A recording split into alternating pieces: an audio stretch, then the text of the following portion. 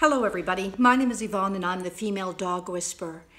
Recently somebody sent me an email and asked me what my opinion was with muzzles, whether people should have a muzzle around their dog or they shouldn't.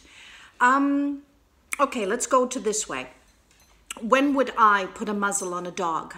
If I were picking up a new rescue and I'm unsure about the dog's behavior. Most rescue homes don't know about the past of a dog.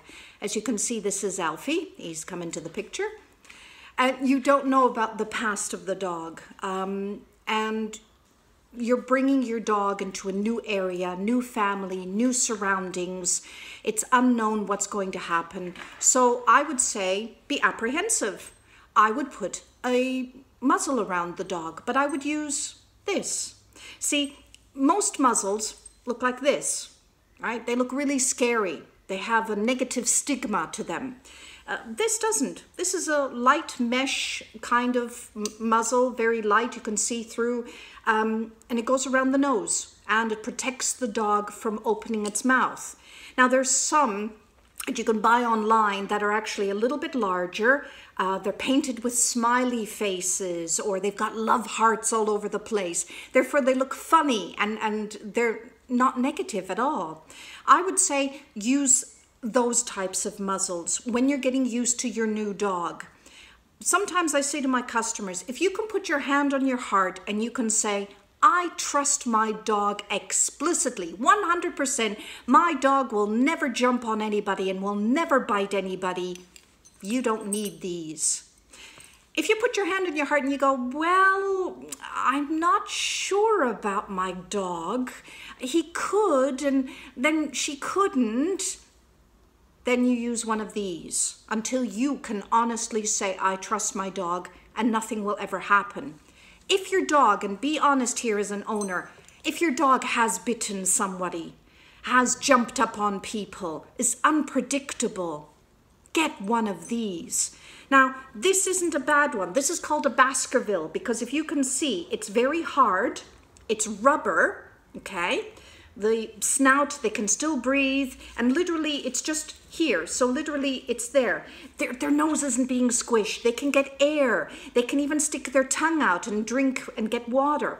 So you're not putting it into a torture situation like a Hannibal Lecter mask, okay? So this isn't as bad as you think it is, but what you're actually doing is protecting your dog, because should your dog make an attack, your dog might disappear and the police will be getting in touch with you.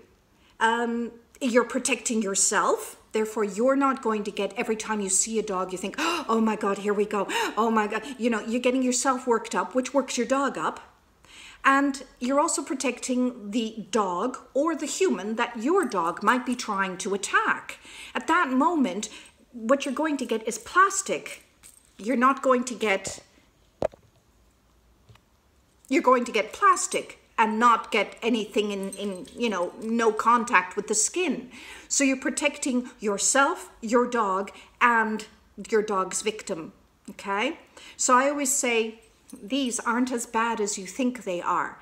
And like I said, use your own common sense. If you don't know about your dog and you're unsure about your dog, then put a muzzle around it until you can say, I trust my dog and I'm sure about my dog. Then you don't need these, okay? Now, also, when you travel abroad with your dog, I want you to look onto the dog's website of that country, so to speak. If you have a German Shepherd, look onto the French, let's say you're going to Paris, you go into the French German Shepherd Society site or the RSPCA of France and find out, because there are some countries, whether your dog is a killer or not, it has to wear a muzzle.